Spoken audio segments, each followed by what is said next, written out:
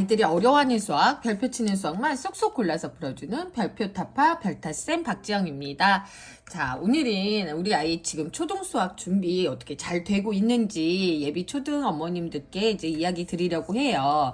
자, 지금 제가 이제 말씀드리는 거, 이거를 했는데 아이가 모른다 그러면 반드시 이런 과정을 해주셔야 돼요. 그래서 원래 이제는 덧셈이랑 뺄셈은 아웃풋의 과정이에요. 아웃풋.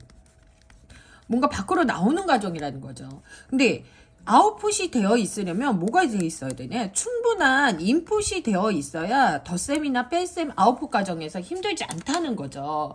자, 인풋이 그러면 어떤 게 되어 있어야 되는가 하면은 수에 대한 아이가 배열, 그리고 수에 대한 순서성 이런 것들을 알고 있어야 뭐가 생기냐? 수 감각이 생기는 거예요. 자, 이런 수 감각이 있어야지 아웃풋 과정에서 어렵지 않다는 거죠.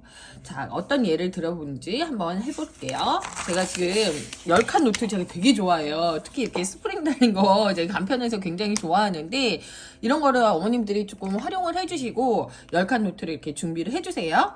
그래서 아이한테 한번 물어보세요. 아이한테, 자, 여기에서 9가 어디 있을까? 해요. 그러면은 여기에 10칸이라는 거 일단 먼저 하나, 둘, 셋, 넷, 다섯, 여섯, 일곱, 여덟, 아홉, 열. 그래서 9를 한번 써볼까? 그렇게 이야기하시는 거예요. 그래서 아이가 9를 썼어요. 자, 그럼 여기에서 퀴즈. 자, 39는 어디에 있을까? 이렇게 물어보시는 거예요.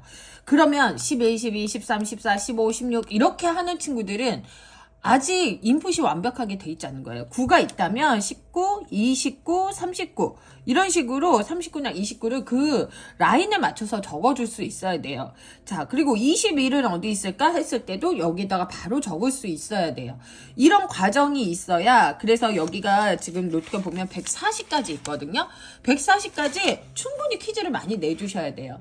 그러면 아이들이 나중에 지나면 여기에다가도 45 뭐 이런 것도 바로바로 쓸 수 있거든요.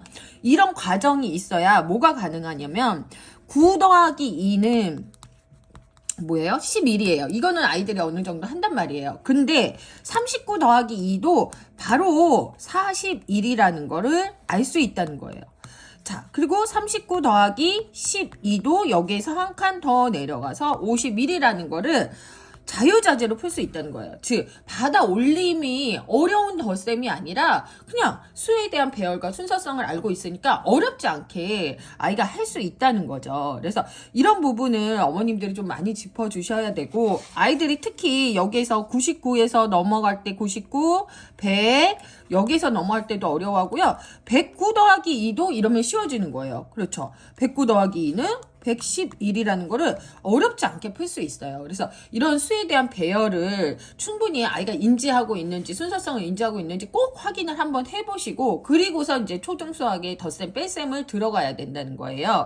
자, 근데 이렇게 했더니 우리 아이가 못해요. 이렇게 써. 막 99, 100, 101, 102, 103, 104 이렇게 못한다. 그러면은 어떤 것을 해주셔야 되냐. 제일 처음은 수학에 대해서 이제는 수창을 해주셔야 돼요. 수창. 그래서 수를 1, 2, 3, 4 이렇게 순서대로 읽는 연습을 시켜주셔야 돼요. 그거를 읽어서 바로 했죠. 그거를 갖다가 순서창이라고 해요. 순서대로 읽었어요. 그 다음에는 뭐냐면 거꾸로 읽는 거예요. 역창. 거꾸로 읽어주고, 그 다음에 분산창.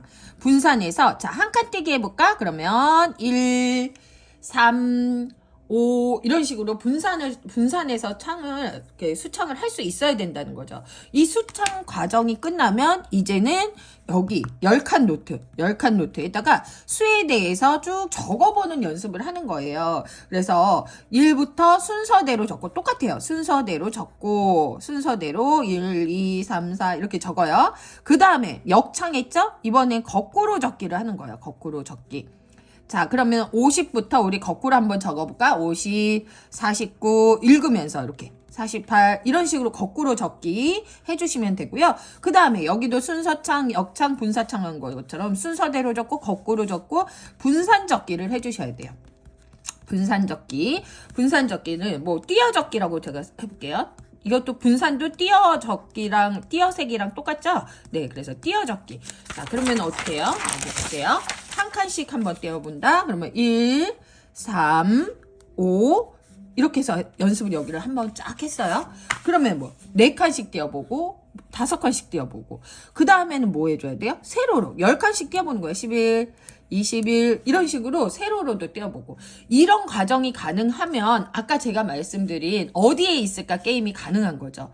그래서 어디에 있을지 아이가 못 찾는다면 이 과정을 꼭 해주셔야 돼요. 그래서 분산해서도 저거 뭐 띄어서도 세워보고 마지막 과정은 아까 저랑 했던 어디에 있을까 게임을 시켜주신 거예요. 이런 과정이 있어야 초등수학에서 덧셈 뺄셈에서 난이도가 같아지는 거예요. 난이도가. 아웃풋에서 어렵지 않은 거예요. 난이도가 같아진다.